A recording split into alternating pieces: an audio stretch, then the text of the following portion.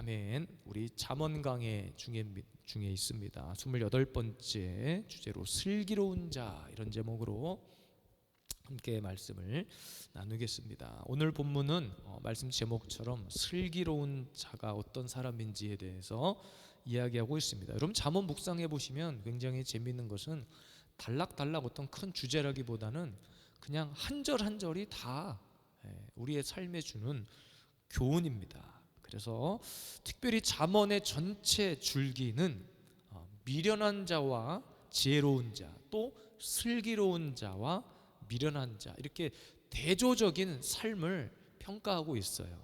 그럼 미련한 자는 어떤 사람인가?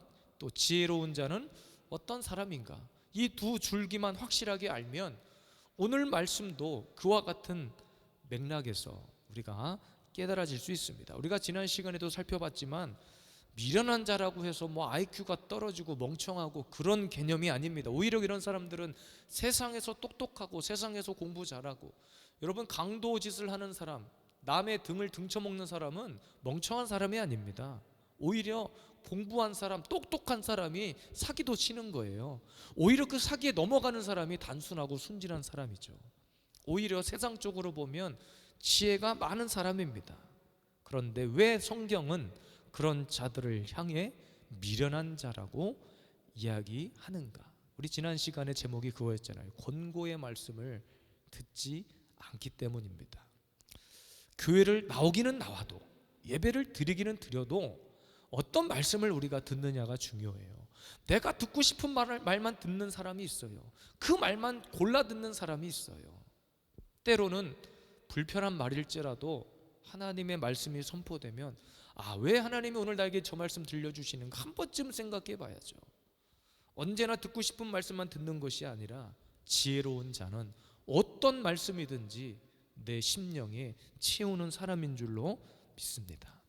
오늘 슬기로운 사람은 어떤 사람을 슬기로운 자라고 이야기하는가? 저는 우리 교회 모든 성도님들이 다 이런 사람 되기를 원하고 이런 성도 되기를 원합니다. 첫째는 지식을 감춘다 그랬어요. 우리 23절 말씀을 함께 읽을까요? 슬기로운 자는 지식을 감추어도 미련한 자의 마음은 미련한 것을 전파하느니라. 하나님의 백성들의 가장 큰 장점 중에 하나는 이 세상에서는 더 이상 구경거리가 없다는 거예요. 그러니까 이미 하나님의 말씀이 주어졌기 때문에 하나님의 말씀을 받은 사람은 이 세상의 즐거움, 세상의 쾌락에는 더 이상 관심이 없어. 그러니까 누가 봐도 세상에서 좋다고 말하는 것이 사실 우리에게도 좋은 것들이에요. 그런데 그것보다 더 좋은 것을 받았기 때문에 이제는 거기에 관심이 아니라 그것보다 더 좋은 하나님의 생명의 말씀에 관심을 갖는 거죠. 그런데 안타깝게도 많은 그리스도인들이 사실은 하나님의 말씀을 그렇게 좋아하지는 않아요. 아까도 말씀드린 것처럼 내가 듣고 싶은 말씀만 듣는 거야. 조금만 불편하면 듣지 않는 거죠. 요즘은 특히 그런 시대가 더 됐어요. 여러 번 참 제가 많이 말씀드렸지만 조금만 나라에 관련된 이야기, 무슨 좀 정치 비슷한 얘기를 하면 이미 다 색안경 끼고 보는 거예요. 이 교회는 좌파구나, 이 교회는 우파구나. 저는 절대 그런 어디에도 속한 것이 아니라 그냥 기준이 하나님의 말씀이면 말씀이 보이는 대로 전하는 것뿐입니다. 말씀이 아니라고 하면 아닌 것이고, 말씀이 맞다고 하면 맞다고 전하는 것뿐이에요. 근데 그렇게 전하다가 혹 우쪽으로 가까우면 그냥 우쪽인 거고, 좌쪽에 더 가까우면 그것이 좌쪽일 뿐입니다. 중요한 건 우리의 기준이 무엇이 되어야 되느냐, 하나님 말씀이에요. 그래서 여러분, 때로는 우리는 세상 지식이 아니라 하나님의 말씀으로 무장을 하면 있잖아요, 세상의 지식이 아무것도 아닌 게 돼요. 성경을 통해서 모든 정치, 경제, 군사, 과학, 지식, 모든 것이 다 성경 안에 있기 때문에, 그래서 여러 번 말씀드렸지만 창조 과학이라는 것을 통해서 이미 이 세상에 나와 있는 그 과학자들이 뭔가를 찾고 증명해내려고 하면 할수록 하나님의 창조의 세계만 드러나고 있잖아요. 그동안 설명할 수 없었던 불가사의했던 영역인데 과학이 발달되고 자꾸 그것이 발달하면 발달할수록, 파고 들어가면 들어갈수록 계속해서 하나님의 창조의 역사가 드러날 뿐입니다. 그래서 우리는 말씀대로만 살면 아무런 문제가 안 되는 거예요. 말씀대로만 살면.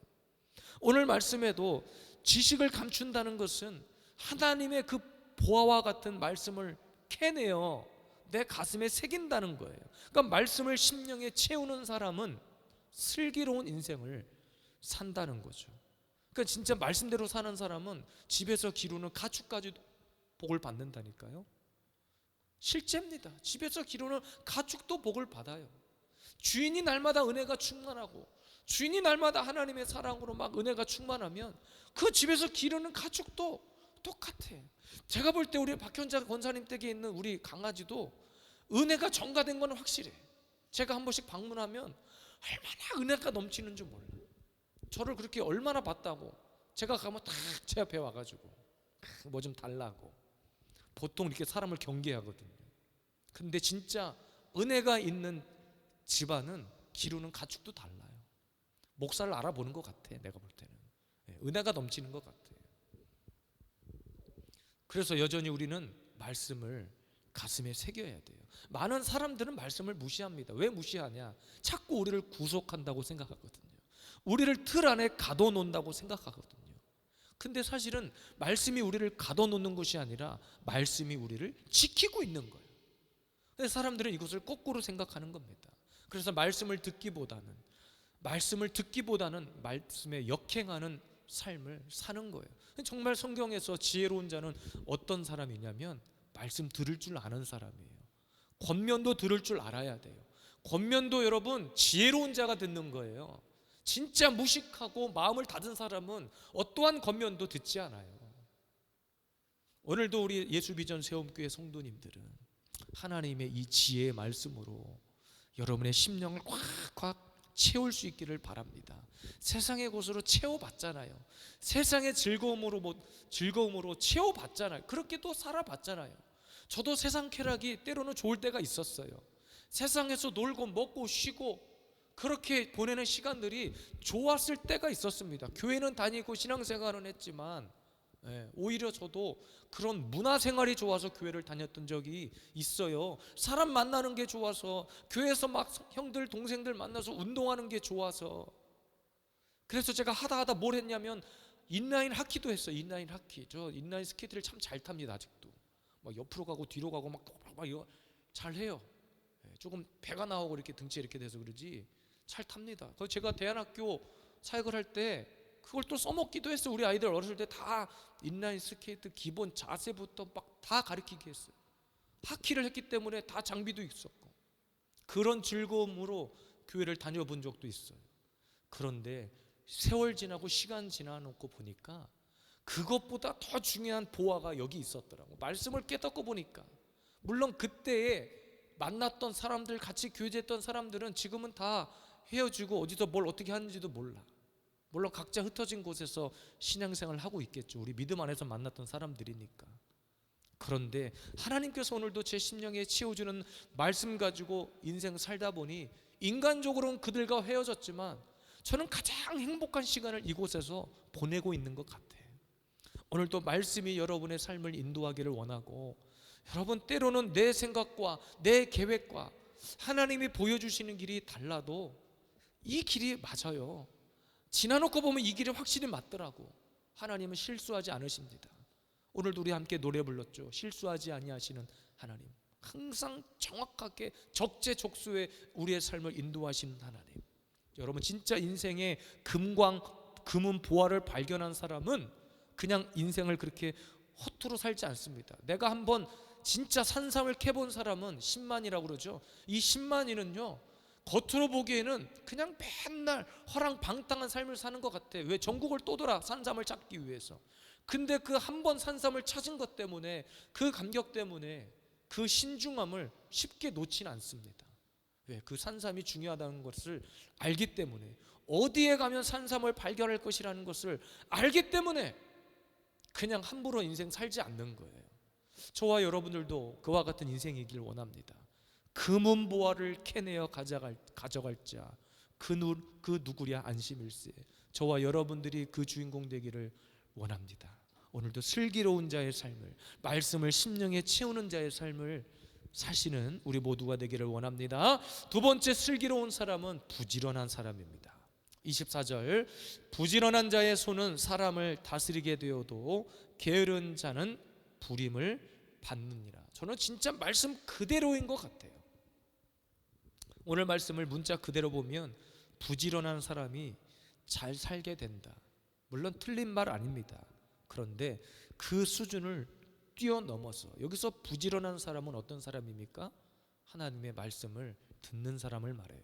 말씀에 대한 태도가 다르다는 것을 말하는 거예요. 그러니까 말씀을 듣고 무엇보다도 말씀대로 행하는데 부지런한 사람을 뜻하는 겁니다. 그냥 열심히 사는 것을 이야기하는 것이 아니에요. 말씀을 받은 대로 우리가 큐티를 하는 이유가 뭐예요? 내가 오늘 하루의 삶을 그렇게 살고자 몸부림치는 거 아니에요. 여러분, 큐티는 내 삶에 적용이 없으면 아무런 의미가 없는 거예요. 그냥 그건 공부입니다. 근데 큐티는 적용이에요. 적용. 설교도 마찬가지, 말씀을 듣는 것도 마찬가지, 적용입니다. 적용. 내가 그렇게 살아보는 거예요. 그래서 목사가 왜 때로는 힘들 직업일 수 있냐면, 제가 먼저 그런 삶의 모범이 되지 않으면 안 돼요. 맨날 염려하지 마라, 걱정하지 마라 해놓고서 저는 맨날 뒤돌아서 가지고 아이고 이번 달 월세를 어떻게 해야 어떻게 뭐가 어쩌고. 인간적인 염려는 늘 있긴 하지만 그래도 다시 말씀 앞에 딱 돌아오면 다시 정신을 차리는 거예요. 그래서 진짜 부지런한 사람은요, 말씀을 듣고 행하는데 부지런한 사람을 뜻합니다. 많은 성도들이 성경을 읽기는 읽고 들고 다니기는 또 들고 다니고 집집마다 성경책이 없는 사람은 없을 겁니다. 요즘은 스마트폰만 있으면 다 돼. 성경도 읽고 불경도 읽고 다 읽을 수 있어. 우스갯소리지만 GPT한테 물어보잖아요. 그러면 우리가 보는 성경도 이야기하고, 천주교에서 보는 성경도 성경이고, 불교에서 말하는 경전도 성경이고, 다 성경이에요. 물어보면 다 나와. 내가 궁금한 거 물어보면 오히려 저의 목사의 설교보다 더 정확하게 GPT가 이야기해 줄 수 있어요. 그런 시대에 살고 있어요. 그래서 말씀의 홍수 시대에 우리가 살고 있는데, 이동훈 목사님도 오셔서 여러 번 말씀했죠. 홍수 시대에 오히려 마실 물이 있다 없다? 없다. 너무 그냥 넘치다 보니까 꾸정물도 나오고 막 물이 나. 너무 말씀의 홍수 시대에 살다 보니까 말씀을 오히려 접할 기회가 있음에도 말씀을 등한시하는 이 시대에 살고 있어요. 저 어렸을 때만 해도 교회 갈 때 한 손에 이렇게 성경책을 들고 거리를 다니는 사람들이 주일 아침에 참 많았다니까요. 저 지하철 타고 늘 교회를 다녔는데, 요즘은 다 가방을 들고 다니기도 하지만 그냥 성경책 하나 들고 지하철 타고 다니고 이렇게 교회를 다녔던 시절이 있어요. 근데 요즘은 몸만 와도 다 띄워주고 다 하니까 굳이 성경책을 안 들고 다녀도 되지만, 꼭 들고 다니는 게 낫냐, 어떻게 하는 그런 차원의 문제가 아니라 요즘은 말씀을 잘 보지도 않고 읽지도 않고 그렇게 말씀의 홍수 시대에 살고 있지만 오히려 마실 물이 없을 때가 많아요. 이번 여름 수련회 때 월요일과 화요일에 말씀을 전해주실 목사님께서 저에게 한 가지 요구하신 게 있어. 이번에 오시는 분들에게 꼭 종이 성경을 가지고 오라고 전해라. 그렇게 말씀하시더라고요. 핸드폰으로 보지 말고 성경책을 직접 갖고 와서 집회에 참석하도록 그렇게 전달. 근데 깜빡하고 이거 목사님들한테 전달을 안 했어. 오늘 당장 이따 단체 문자를 보내야 될 것 같아. 그렇게 하려고 하는 의도가 분명히 있겠죠. 하나님의 말씀을 듣는 사람은 듣는 것으로 끝나지 않습니다. 오늘 우리 하루의 삶을 들은 말씀대로 사는 거예요. 제가 오전 설교 제목이 뭐였습니까? 벌써 다 리셋되신 건 아니시죠? 오늘 오전 설교 말씀이 뭐였습니까? 제가 다른 분에게는 못 물어보겠고 만만한 우리 찬이에게 오전 설교 제목이 뭐예요?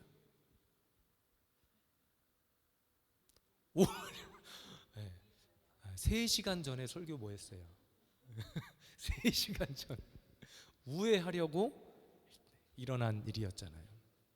우리가 뜻하지 않은 인생의 변수를 만날 때 우리가 어떻게 해야 되느냐, 그 말씀이었잖아요.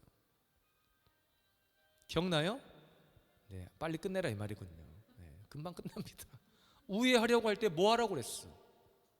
첫째, 우회하려고 할 때 일어난 일이에요. 하나님께서 우리가 인생의 변수를 만날 때 우리는 하나님께서 불뱀으로 우리를 치셨다니까요. 왜 치신 거예요? 하나님의 뜻은 직진이 아니라 우회였는데 왜 돌아가라 하는지 깨닫기 전까지는 계속 우리의 입술이 뭐야? 막 불평하고 궁시렁거리고 짜증내고, 이 무더위에, 만약에 오늘 제가 이 무더위에 오늘 예배는 주차장 밖에서 드리겠습니다. 그럼 여러분 기쁨으로 나오시겠습니까? 아마 미쳤다 할 겁니다. 우리 보고 오늘 목사님이 제정신이 아니시구나. 근데 하나님의 뜻이 그거였으면 이 건물이 어떻게 될지 알아. 그래도 여전히 하나님 우리를 사랑하셔서 노뱀을 예비해 주셔서 우리를 살게 하시잖아요. 우리가 살아갈 방편을 다 안내해 주시잖아요.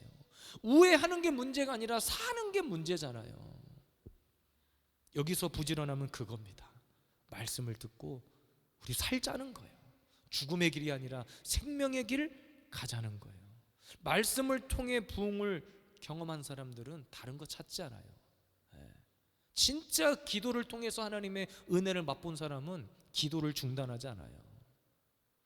또 교회 봉사하는 일들을 통해서 그 시간을 통해서 하나님 앞에 주시는 그 기쁨을 맛본 사람은 결코 그 시간을 포기하지 않습니다. 오늘도 헌금에 대해서 공부했지만 헌금은 심고 거두는 원리라고 했어요.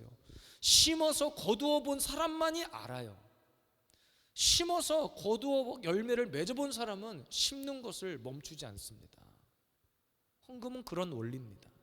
그러니까 여러분, 말씀을 듣고 말씀대로 살아봤을 때 하나님이 주셨던 그 은혜를 경험한 사람은 결코 말씀을 포기하지 않아요. 말씀 붙드는 것에 소홀함이 있을 수 없어요. 기도의 최고의 응답도 말씀이고, 우리의 삶의 최고의 안내서도 말씀이고, 우리의 인생의 최고의 매뉴얼도 말씀입니다. 말씀이 일하게 하시길 원해요. 말씀이 여러분의 인생을 앞장서게 하십시오. 말씀이 일하시게 하고 말씀을 따라가면 그 길은 사는 길입니다. 생명의 길입니다. 이번 한 주간도 저와 여러분들에게 허락한 시간들, 우리가 하루를 살다 가든 일주일을 살다 가든 한 달을 살다 가든 1년을 살다 가든 하나님의 말씀의 매뉴얼대로, 말씀의 부지런함을 통해서 행한 대로 살아본 결과대로 주시는 그 열매가 오늘도 저와 여러분들의 인생 가운데 넘쳐나게 되시기를 주님의 이름으로 축복합니다. 아멘.